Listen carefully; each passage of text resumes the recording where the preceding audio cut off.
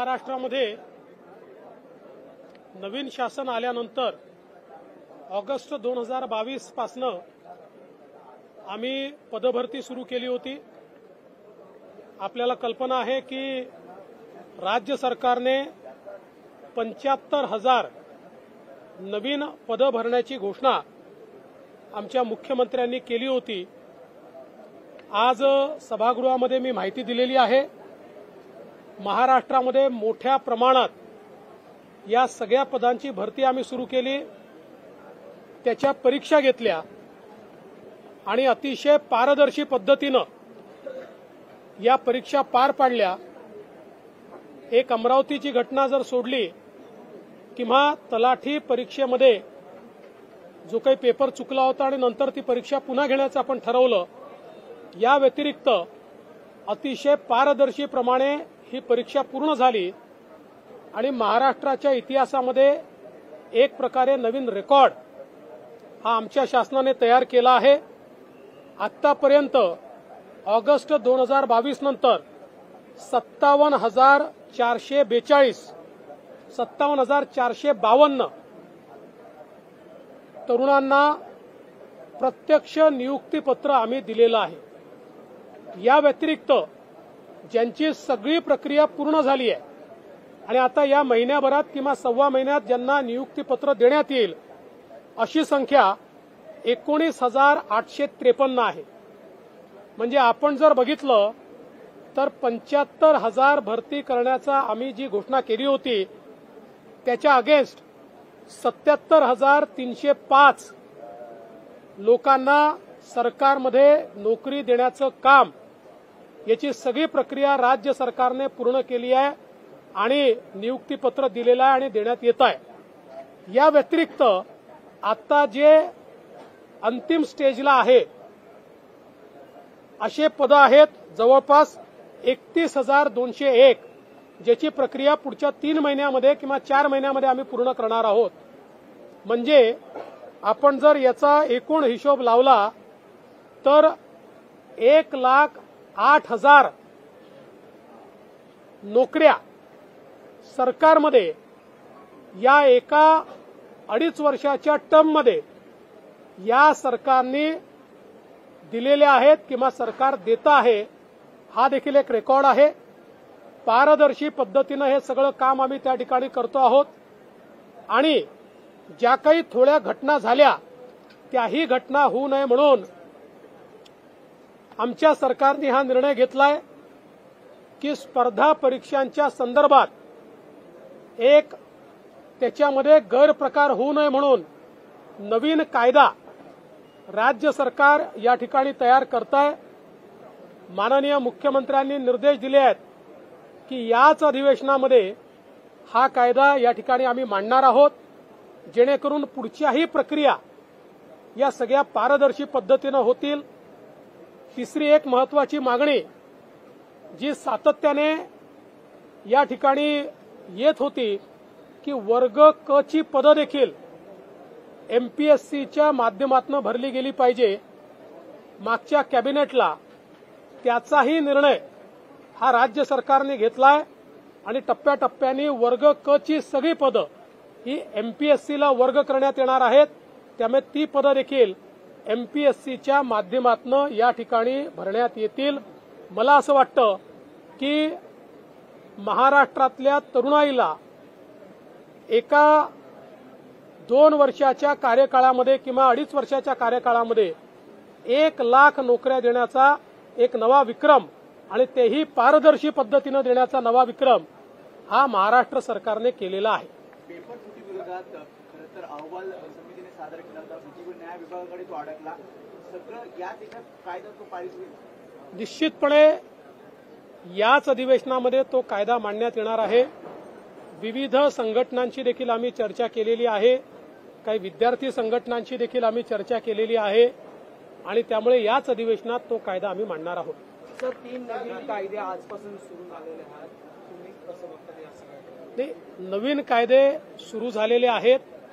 मी माननीय देशाचे पंतप्रधान माननीय नरेंद्र मोदीजी आणि देशाचे गृहमंत्री अमित शहा साहेब यांचं मनापासून अभिनंदन करतो, कारण ब्रिटिशांनी केलेले कायदे इतके वर्ष आपण त्या ठिकाणी वापरत होतो. ब्रिटिशांनी कायदे करताना जनतेची सेवा करण्याच्या उद्देशाने कायदे केले नव्हते. भारतीयांवर राज्य करण्याकरता, त्यांना सब्जेक्ट म्हणून वापरण्याकरता, त्यांच्यावर त्या ठिकाणी आपलं राज्य चाललं पाहिजे या हेतूने या कायद्यांच्या तरतुदी केल्या होत्या. पण भारताच्या संसदेने नवीन कायदे पास केले आणि ते कायदे आजपासून लागू झालेले आहेत. निश्चितपणे मी याचं स्वागत करतो. अर्थातच कायदे आज लागू झाले आहेत तर काही काळ ते सेटल होण्याकरता देखील लागतील, कारण आता तरतुदी बदललेल्या आहेत, त्याचे क्रमांक बदललेले आहेत. म्हणजे गमतीचा भाग म्हणून सांगतो की पूर्वीच्या काळामध्ये आपण 420 असा एक सर्रास उल्लेख फसवणुकीकरता करायचो आणि हा माणूसही 420 आहे असं म्हणायचो. आता त्याचाही क्रमांक बदललेला आहे. त्याचा नवीन क्रमांक माझ्या माहितीप्रमाणे 318 असा काहीतरी, जे काय असेल, 18 असेल, 68 असेल, मला कल्पना नाही. पण सांगायचा उद्देश आहे की त्याचाही क्रमांक बदललेला आहे. अशा प्रकारे हा सगळा बदल झालेला आहे. अर्थातच याचे सगळे पोर्टल आपण तयार केलेले आहेत, कारण आपण FIRची नोंदणी ही सगळी ऑनलाईन करतो. त्या ऑनलाईन सगळे पोर्टल चेंज करून त्यात नवीन कायदे फीड करण्यात आलेले आहेत. त्यामुळे फार त्रास होईल असं नाहीये, पण निश्चितपणे एक एवढी मोठी व्यवस्था जी 100 वर्षाहून अधिक चाललेली आहे ती आपण बदलतो, तर ती बदलत असताना त्याला काही महिने सेटल होण्याकरता लागतील, काही अडचणी येतील. त्या अडचणी दूर करण्याकरता देखील व्यवस्था आम्ही उभी केली. नावं बदलून फक्त अशा गोष्टी होणार नाही की आरोप त्याच्यावर होतो की फक्त नावं बदलली तरी न्याय मिळाला पाहिजे, याबद्दल ज्यांनी अभ्यास केला नाही ते लोक असंच बोलतील. अशा कायद्यांवर अभ्यास करून बोलायचं असतं. ज्यांना अभ्यास करायचं नाही, सकाळी उठलं की खोटं बोल, दुपार झाली की खोटं बोल, संध्याकाळ झाली की खोटं बोल, जेवायच्या आधी खोटं बोल, पचलं नाही तर पुन्हा खोटं बोल, अशा प्रकारचे जे खोटे लोक आहेत त्यांना काय उत्तर द्यायचं? त्यांनी वाचावून चर्चा करावी. माझं त्यांना आव्हान आहे, त्यांनी चर्चा करावी. अनिल पाटलांबद्दल तुमच्या नावाने चर्चा सुरू आहे. काल तुम्ही एकंदरीत एक स्टेटमेंट केलं होतं, त्याला जोडून आता हे स्टेटमेंट जोडलं जाते. मंत्री अनिल पाटील हे राष्ट्रवादीमधून भाजपमध्ये येतील अशी चर्चा सुरू होती. काल तुम्हाला या संदर्भात प्रश्न विचारला. कालचा प्रश्न अनिल पाटलांच्या संदर्भात नव्हता आणि मंत्री अनिल पाटील भाजपमध्ये येतील अशी कुठली चर्चाही नाही आणि अशा प्रकारचा कुठला विचारही नाही. सर, 1 रुपये पीक विमा योजनेसंदर्भात जेव्हा शेतकरी केंद्रावर जातात तेव्हा 100 रुपये त्यांच्याकडून आकारले जातात. या केंद्र चालकांचा दादाजी अशी जी मनमानी केंद्र चालक करत असतील त्यांचा परवाना रद्द करण्यात दादाजी येईल. भुसे म्हणतात की 100 रुपये घेतले तर काय झालं, आम्ही 3-4 हजार रुपये वाचवतो. 2017 में जब आप सीएम थे तो एंटीरिया को लेकर एक रिपोर्ट सबमिट की गई थी हाईकोर्ट में. स्टेट गवर्नमेंट ने ये रिपोर्ट सबमिट की थी और कहा था कि अब वक्त लगेगा. देखिए, आप ऐसे कोई भी प्रश्न कभी भी पूछोगे थोड़ी जानकारी रहती है यार. जानकारी लेके ही बोलना पड़ेगा. सर, अर्थसंकल्पामध्ये योजनांची श्रेयाची वाटेमारी सुरू आहे. तुमची सत्तेची वारी शेवटची आहे. सामनातून आज टीका करण्यात आली. कोण आहेत ते? कोण आहे? त्याला काय उत्तर द्यायचं? कशाकरता उत्तर द्यायचं? तुम्ही कोणाही बद्दल विचाराल ना, आम्ही उत्तर देऊ अशी. थोडं आमचं स्तर वगैरे बघा. सर हिंदी में जाना चाहिए. क्रिमिनल लॉ आज से लागू हो गया है. हिंदी में क्या कहेंगे सर? देश भर में लागू हुआ है. बहुत खुशी की बात है कि आज नए क्रिमिनल लॉज हमारे देश में लागू हुए हैं. करीब करीब 100 साल के बाद और आजादी के 75 वर्षों के बाद अंग्रेजों ने बनाए हुए कानूनों को हमने नकार दिया है और हमारे देश के कानून तैयार किए हैं.